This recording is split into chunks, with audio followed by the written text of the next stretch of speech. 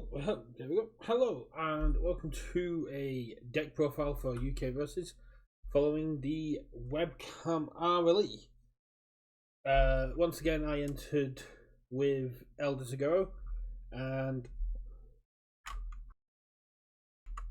given the events of the preceding week, I was very worried going into the Webcam event that people were going to be very jaded on Webcam. People were not going to be taking it as relaxed and as nice as our community has known to be. Luckily, that was immediately shattered in all of my games. Myself personally, and a few other people I was talking to did state that we are now going to be holding Webcam to a higher standard, as it should have been from the start. And Tam Cardwell, one, congratulations for the win, and two, the night before did a nice long stream about Webcam and was talking about 2 camera setups and what kind of setup you should have at a Webcam event. And an hour before the event started, I did sit here and I played with my setup, because the setup I had been using was grossly negligent. My hand would constantly go off screen, as I was noticing. My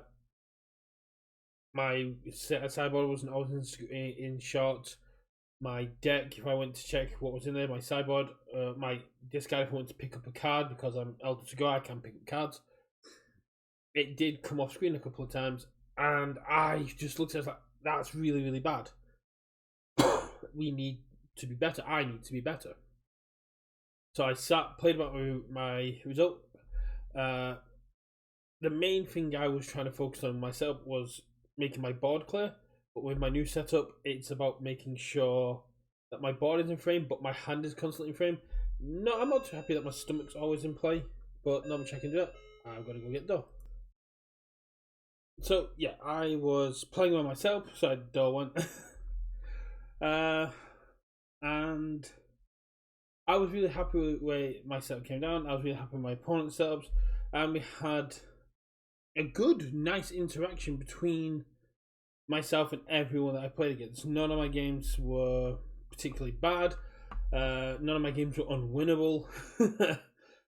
It was really, really interesting, and I was playing a really, really interesting deck. I initially wanted to play Toga 3 along the lines of what Chris Smith and other people were doing, and I did not expect Toga 3 to be the most represented. I thought I was doing my usual thing of playing a niche character, but I couldn't get hold of Deception Daggers in time. I thought I'd found the third. I was like, I can play with at least 3, but it had all been promised to someone else. So I had to wait until that deal was closed, and then unfortunately it just didn't happen. And then a couple of days after RLE, they show up, because I ordered some from Spain. Paid for the teeth for those as well. I paid extra, so hopefully I can now use those in other events. But I was happy with Elder Toguro.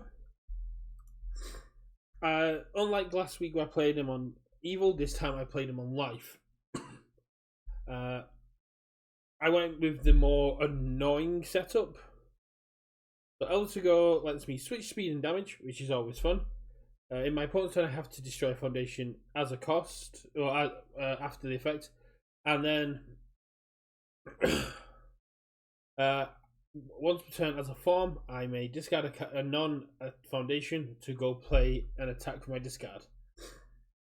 So the list I was playing in testing was missing a couple. I was not playing a few of these cards. I was playing 4 Tetch Terror. I have come down on Tetch Terror. I was very hyped on Tetch Terror in Elder Toguro. I was very hyped to play on Evil. But the moment someone sees the Tetch Terror, they're always blocking highs. Double Split Blast was an absolute beast. The times I got off with Echo, yes, most of the time I also sent it as a 6 mid for 4. But thanks to its ability, it was coming in as more 7 for 4, and then I was using my damage pumps to make up the difference. But my initial goal here was to send just lots of tiny little pushes of small damage, getting them into what I call the red zone.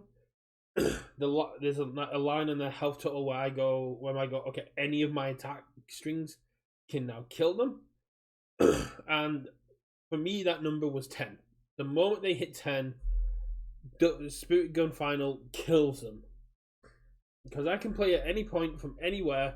If they get to 10, as long as I have enough in hand to string out, I can play the Spirit Gun Final at any point and hit them for 10. Spiral Blast. Spiral Blast was an MVP of this deck. It was, people were so annoyed with this one card against me, because every single turn, momentum or not, it was discard a card, play Spiral Blast, gain 2 health. Then it would be like, gain 2 damage, switch out the speed damage, send it for free. Or I'd switch it first and then go, I'll gain 2, I've got 4 health, let's give it 2 damage, it's a 5/5. It made it a lot harder to deal with, and the echo ability made it a lot stronger. And in all honesty, this is my only deadlock threat, and it was enough. That was the beauty of this card. The moment it was in my discard, no one could go into deadlock. Because the moment that was in my discard, my opponents would go, yeah, that's guaranteed momentum, guaranteed pickup. It just did the absolute work. Spiral Wave Surge did absolutely nothing. Most people weren't blocking because of how little I was doing. Same with Nedry Wave, but it did come in handy against Endeavor 3 in round 3. As the health totals get smaller, they do tend to block more. But I do think these 2 cards I overvalued a little bit. I'd probably be running something else. Rejuvenating Smash originally was a 2 of in this list. I bumped it to a 3, and I absolutely agree that that was the correct decision for this deck. Rejuvenating Smash being able to be played again every single turn. Also great on block, great for healing. I have no way to discard, so it's mainly for the response and the EX.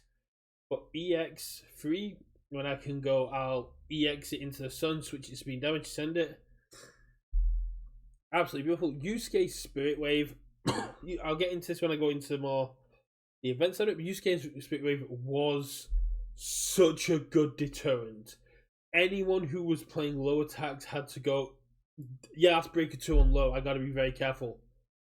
I do miss from Evil not having the high breakers with certain things like Vile Seizing or Showdown, giving me the ability to commit 2. But Gouging Needle with the 0 high block does come in and sort of like even that out a little bit. Does make it a lot cooler. It's straight up powerful. It's a 5 low for 4, so it's a nice little offset as well from my usual just mid and highs. Wind Barrier. I was talking to the Dobbers about this card. I believe I initially had it as a 3 of, and I've cut it down to a 2 of. It's a 1 mid breaker for defense, and in offense, it's any other attack. It's the best way to put it. I never really got to pop it off. I did consider it a couple of times as string enders to try and get it in there, but initially it's there as a 1 mid, 1 breaker, 1 block. That when it comes back around to my turn, I go, cool. You're now a Spiral Blast. You're now a Rejuve. You're now a Double Spirit Blast. You're now it turns into any other attack, but it's a decent breaker. So overall, my attack passage is mainly mids and highs, which a lot of people are still defending from, but it's not your conventional list. There's lots of 2-ofs and 1-ofs, but thanks to Elder Toguro, I can get away with that. Plus, I mean, I've only got 2 Spirit Gun Finals. I have now got 4 Touch Terrors, which is really cool. I've only got 2 Spiral Blasts. If I had more Spiral Blasts, that would 100% have been my just go-to of Spiral Blast, Spiral Blast, Spiral Blast, Spiral Blast. I'll get into it before, in round 1, Spiral Blast came up MVP for me. Dark Torrent Blooms, yeah, everyone that's on these symbols should at least be running 1 or 2 of these. It is minimum 3 draw. It is maximum. You get to pick up anything from your momentum and then also draw cards. So if it replaces itself, and guarantees you another attack, or given your situation such as Toga, all for one. And you just get to pick up what's in your momentum. Asset-wise, we're running Eri. Eri allows me to re-ready up, which allows me to use specialized combinations for this kind of gameplay with Cooperation Offer, which has commit. If this attack was played from somewhere else, you get +2 damage. So I commit, then Eri lets me ready back up. It's great defensively. Worked out very well when I went up against Shoto 3 in round 4, although unfortunately I didn't get to walk away with a win from there. And Eden Box is just, it's a low block, mwah, gotta love that. And the ability to reset anything isn't great here, but worked out well with the Mirios, the younger Toguros. It allowed me to just have this threat on board that said, you need to deal with this, or your kill attack may not be a kill attack. Foundation wise, we're running a lot of blank cards that do stuff on block. We've got our stun hate in keeping it safe. We've got 6 checks in Spirit Beast Pooh, number 10 Pro Hero, and in Syndicate Target. Syndicate Target being a 0 low block. Yes, it burns me for a life, but a 6 check 0 low block, that's going in any deck that I'm running on that symbol. It is an absolute monster. Then we move on to Keiko's Aid. Keiko's Aid is a great way to get around things like Sand Tiger and Repeated Smash. It's a great way to just go, especially with things like Younger to Go. That's why I made sure I was running at least 2 of these. Be able to go, yes, you have to deal with this progressive difficulty. I'm not messing with your check. I'm not going to let you into it because you have got things like Creeped Out, which are now blanket issues. You've got a lot of people running through passing through walls, I think is the. Was I running it in here? I wasn't running it in here. I did have a deck that was running it. I think that was last week. But yeah, passing through walls, which lets you stop breakers. This is a lot cooler because it just goes, yeah, your difficulty goes up. High value target. High value target was absolutely insane. Probably should have bumped this up to a 4. When I got it down, it adds an extra check for defense, but the ability to stop destruction targets was very crucial. I went up against some people that were running targeted foundation destruction, and Immortal Shapeshifter is a very high one on the list, so is Cooperation Offer. To be able to go, yeah, I'll sacrifice this to keep my health gain on board. Very, very cool. Very, very powerful, and it did the job. Nedry Chan of the Big 3 was one of my other deadlock outs. It's a damage pump that gains me life on block, so I can block. So one of the big things I discovered last week is I need more than one way to block foundations, and Immortal Shapeshifter can get dealt with in the Wish tournament. So I thought, okay, Nedry Chan, I'll run it as a one-off. It's damage pump, it's additional life gain as well. And it can also allow me to respond with Shapeshifter so I can get even more health. It was very, very crucial in the games it showed up, but I think a one-off is perfectly fine with this. Fast Friendship, love this card. Beautiful flip for -2 speed. Unless you're going up against Buoy or other self-flippers like Spike, you're quite in a position with this deck to be getting that -speed, and you get it. And you get it early. If you get the Fast Friendship off early, you're kind of always getting that -3. Although I like foundations in Young to Go. I can use the ability, they get flipped, and then I can commit them to past checks or commit them to other abilities, and then I get to blow them up. Because I'm cycling through so many foundations as Younger to Go, I don't want to feel the face downs. When I played up against like Byakugo or other ones that want my stage flip like Chu, when I played against those in testing, they struggled to kind of flip my entire board because all I was doing was just recycling all these face down foundations, getting rid of them and replacing them. Suspended Bounty was one I hadn't considered until someone brought it up. That if my attacks aren't getting through, I'm getting speed reduction early. If I'm using momentum for abilities like Incredible Display, it allows me to get the -speed. So it's always -2, but if I've got an attack on the top of my discard, I get -3. That is really, really cool. And because when at the end of your turn, everything hits the discard at the same time, you get to choose. So all my blocked attacks just go, okay, your first attack doesn't get any speed. Incredible Display was an absolute legend. I completely slept on this card up until the HLC. After the HLC, I was like, I need to play with this more. Being able to pick up a block, really, really cool. I played it in my birthday event with Protecting Yukina. But the response to pick up blocks, the response to cancel other responses, very, very cool. Great answer to Runaway, great answer to Breaker, great answer to Echo. Being able to just go when I'm playing against I can't remember who. Against Shut Off Free, just be able to go, nope, you don't get to echo your attacks. Like, oh, okay. Throw Hate is a lot better on life, so I'm only running one Adaptable Anatomy, just in case I don't see my Faith Shields. But it was a great way to deal with throw, and it was also a great way to just deal with pseudo throws. Resting Up was a weird one for me. Last week I came up against Omar, and his strategy to defeat Elder Toguro after game 1 was to get my characters committed. He even said to me after the game, my win condition was your characters being turned sideways. And I was like, okay, so I need cards that punish that, and Resting Up does that. Resting Up gives me an early advantage if I'm going second and I need to commit for a 4. Resting Up does that for me. If I need to commit my character because of the Ryuku attack, because of Blood Curdle, I'm now making my defense stronger because of that, because Resting Up gives me additional speed off.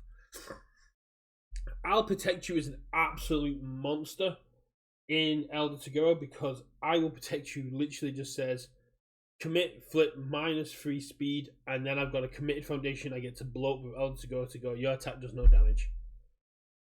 It's an amazing recyclable one. It doesn't have me going, oh, what do I need to get rid of to deal with attack? I'll Protect You, which jumps on that grenade for me.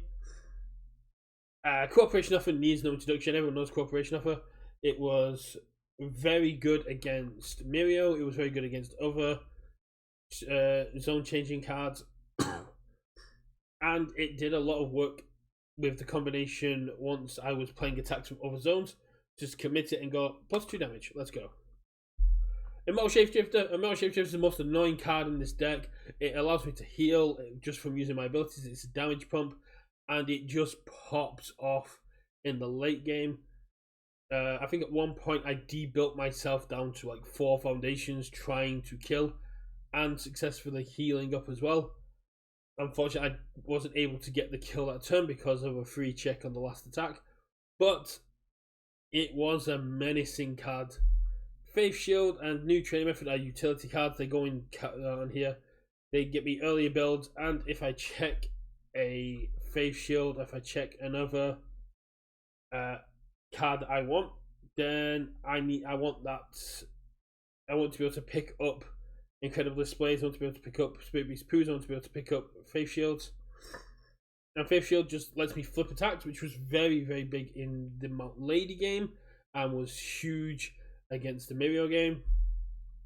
In my sideboard, I basically had my anti-Mirio cards because David Toombs was in the event, and I was like, okay, cool. I know Mirio's going to be in the event. I'll have some nice sideboard tech for Mirio. I was expecting Kurama or Trace Eyes. I can take a little bit of damage, but removing Echo seems very important here. And then more Deadlock threats, which I never got to use because only a couple of my opponents went to Deadlock, and I never had it in the discard once they did. Full Cowling Impact. Full Cowling Impact was absolutely a menace. It's a 2 low for 4. For me, it's a 4 low for 2. That then goes up to a 5, 6, 7 after that. And if they completely block it, they lose the foundation, which it can be very impactful early on. And Villainous Teamwork in the side, it was a main board in the Wish tournament. but because of the format of the Wish tournament, I expected there to be more capes and more assets in play. Because of the wider selection for standard, I've moved it to the side because I'm not expecting to see as many assets as I would be seeing in a more restricted format. I know it was the correct thing to do. Overall, I had a lot of fun with this deck. It was very, very annoying. One person said that this is not a 20 healther. The way I'm playing it is more like 30 or 40. And someone else said basically they felt like they were doing their taxes when playing against this, which I'm going to take as a compliment. So going to the event, I'm fairly confident I'm going to have fun. That's all I really wanted to do. My little boy's annoyed that he wants to go on the computer, but other than that, it's fine. Round 1 rolls up, and I get paired up against Mount Lady 2, and I go, oh, great! 30 healther. That's going to be a nightmare. We cut, we say hello, we check each other's setups, we make sure the cut's done correctly, we keep our cards a little bit further up, because we don't want to knock any cards off, because of the strict rule enforcement. It was great having the judges rolling in and out of the game. I think every round a judge popped in at least 4 times. But we get to the playing, and this Mount Lady list is a spiritual successor to Ojuro 2. It was a very, very cool list. It was running against Titan Cliffs. It was running rapid punches, but the main thing it was going for was Karate Chop. The idea behind it was to play a high, play a low, play Karate Chop, and commit down your entire board. I got very lucky that in game 1, I drew a Faith Shield and I held on to it. There was times when I could have blocked with it, and I was like, I'll take a little bit of damage instead. Because how I was playing, I was more taking reduced damage than 0 damage. And then I got a second Faith Shield, and I was like, playing up my turn.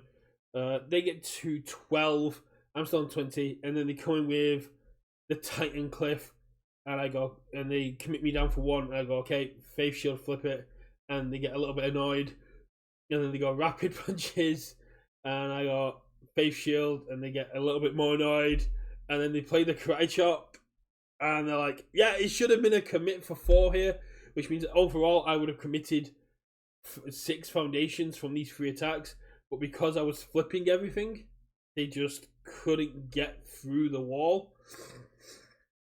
So I'm really happy with that, and denying their game plan, I did manage to win round 1 off of Spiral Blast being dumb.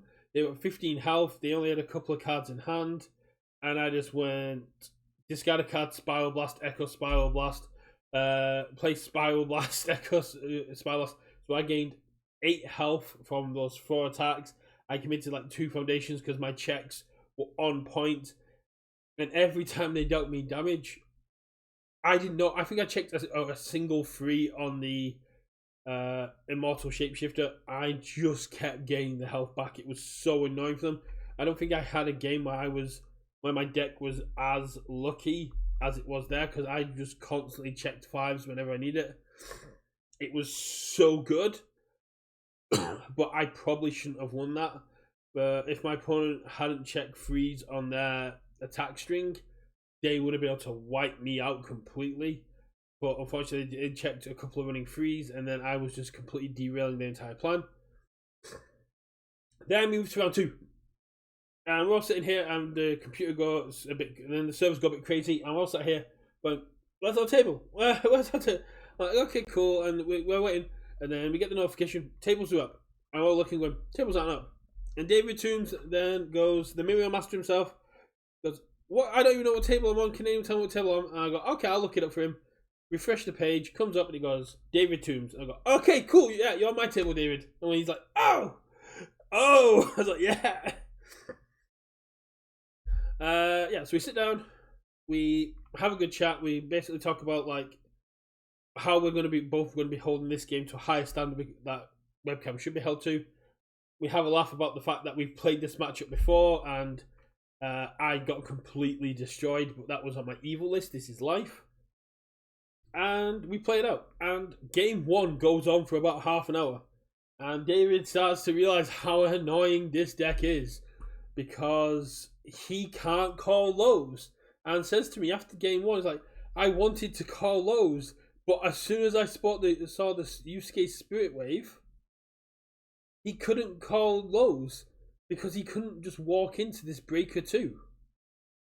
So I had to call highs, which was annoying for him because I had the 0 block highs. And we both did like a bit of metagaming with each other. During game 1, David plays Cheerful Uppercut, and I don't react. I go, cool, I got this. Then uses Unrivaled Combatant to make it a high. And I go, I can block this, but he hasn't Mirioed yet. So I need to play the mind game. And I go, Cooperation Offer. Make it back to being a low and give it minus 3 speed. And he goes, oh, and I go, yeah, I can't let you have that being a high with my current hand. He's like, okay. Then he goes, Mirio, give it 2 damage, make it a high. I go, cool, and I go, get baited, and I block it on a 3. And he goes, ah! And I was like, yeah. That hand, I had no lows, and he launched the low attack at me. So he was coming up with primarily highs thanks to the Yusuke Spirit Wave, which is something I had a lot of block-wise. But my hands typically were just 1 block zone, which I didn't really like. Cooperation Offer came through a lot, but I ended up losing game 1. Game 2, I bring in the Faith Shields, the Evading Copies, the Full Count Impacts, and I bring in the Villainous Teamwork. Villainous Teamwork, very, very cool. So we both build. I get David down to about 12. He plays a Battle Arena, and I go, okay, that's going to be annoying because I need you to overextend, and you can't get there with that. I was like, yeah. So I draw my hand. I've got some okay attacks, but my head goes, don't use your ability. I'm like, cool, I won't use my ability. We play the Gouging Needle, and we check the Villainous Teamwork. And I look and I go, okay, this is going to annoy him. We go for the Gouging Needle. I think it gets eaten. He goes down after that. He goes to 17 after that. I go, cool. I discard Wind Barrier, play the Villainous Teamwork. I got on a 5. And he goes, oh, because he's played for 12, so that's really cool. Yeah. And I go, First Enhance, blow up Battle Arena. He goes, what? Yeah.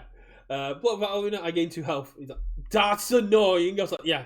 Villainous Teamwork does not get played anywhere near as much as it should do.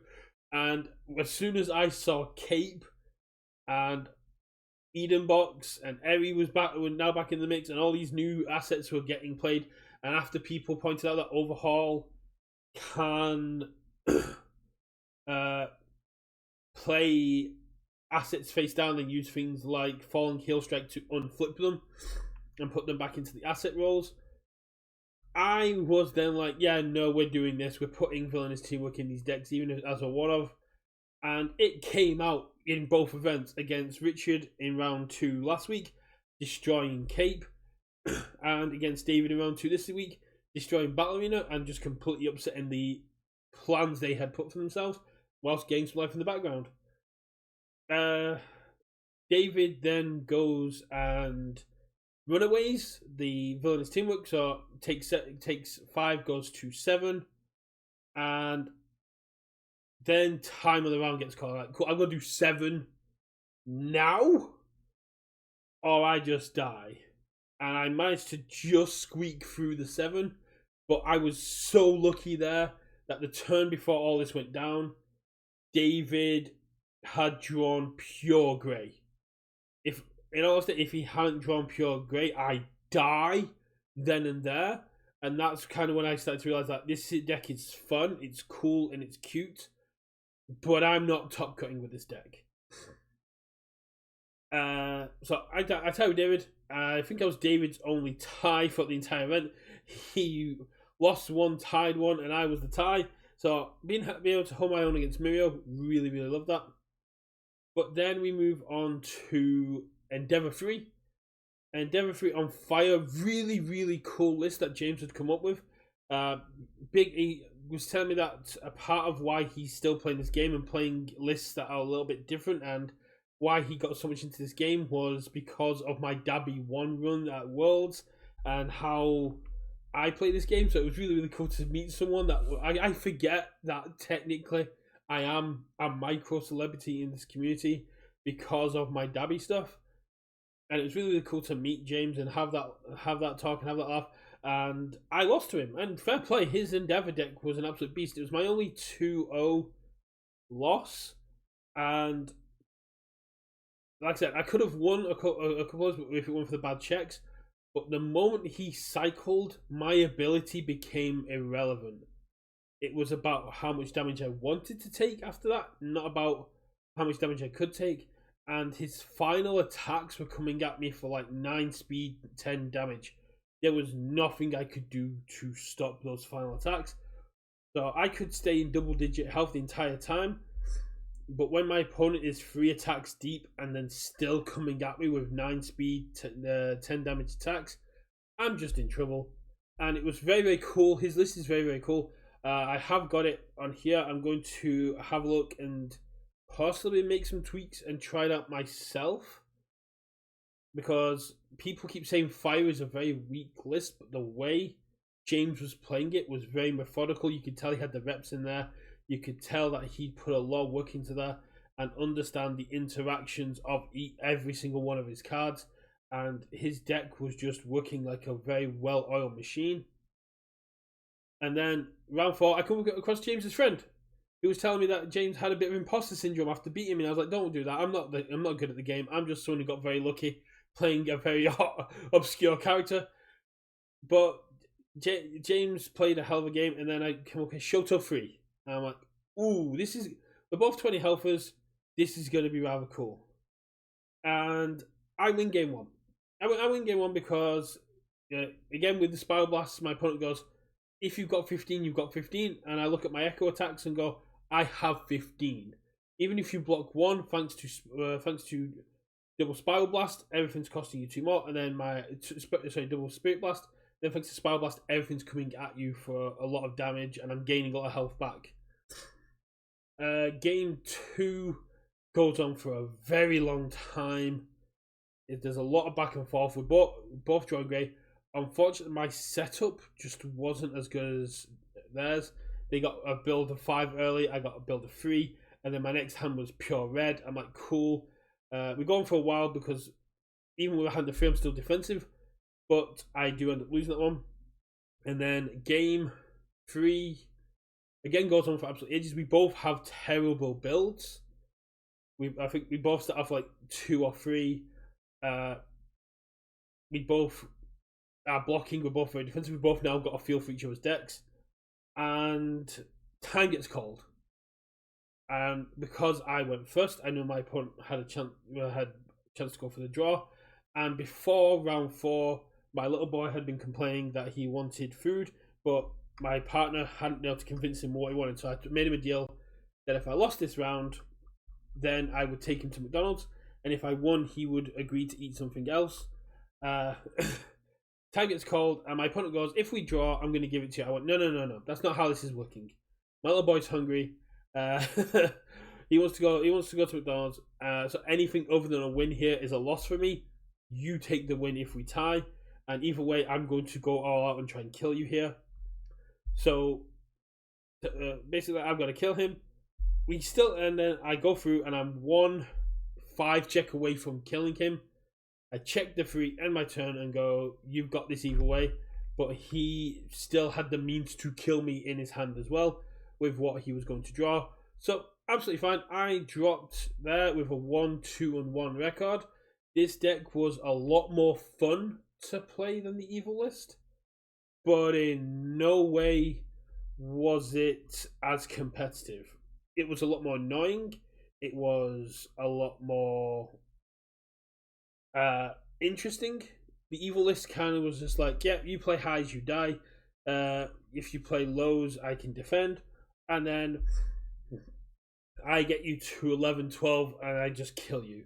This one was more, I'm here for a long time, and I'm going to make you playing this game as painful for you as possible. The amount of times I checked sixes when I needed sixes was absolutely brutal. I was running 10-6 checks. This was a very efficient deck. This was a very cool deck.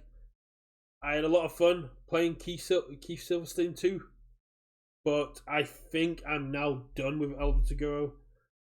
We have a webcam event starting today where I'm probably going to play Toga 3. But with the Mighty 9 stuff coming, I think I'm now going to have to go into Bowel Justice. I am very, very excited to play the Critical Role decks when they get here. I'm very excited for Friday where we're going to be playing a version of Guess the Card, but purely on the cards of Critical Role. But I am so excited to give Bowel Justice a chance and blow my opponents away. This is a bit longer than my usual deck profiles. I do apologize. I wanted to get through the event stuff as well. If you've got any lists that you would like me to try, if you want me to go through, just let me know. I love talking about this game. I love talking about the stuff going on here. And yeah, let me know what you think of Elder Toguro. It was a lot of fun to play. It was very, very cool. I had a lot of fun with Elder Toguro, but I think I've got Last Chance Qualifiers coming up. I've got RLE coming up. And thanks to there now being a Victory Dabby card, I need to actually decide on what I'm going to take seriously, because I was just going to goof around this year, but I guess I better at least try and play semi-seriously because of the Dabby card. But at the same time, I just want to chill and have fun. There's been so much pain, there's been so much darkness around the community around this event for like the last couple of weeks, and a lot of the previous tournaments have now got a shadow over them. I just want to have fun. I want to relax, I want to have fun, and I want to see everybody else having fun. And I think this weekend was a great start. We were able to hold webcam up to the standard it should have always been held up to, as well as still make it a fun event that everyone enjoyed. And with that, I'm going to call it here for this deck profile. I will be back live tomorrow with Tag with Caleb, and on Friday we're doing Guess the Card. I'm just trying to find some people that'd be interested in doing it. Thanks for watching, and if you're interested to be notified when other content comes out, please do hit that subscribe button. Bye.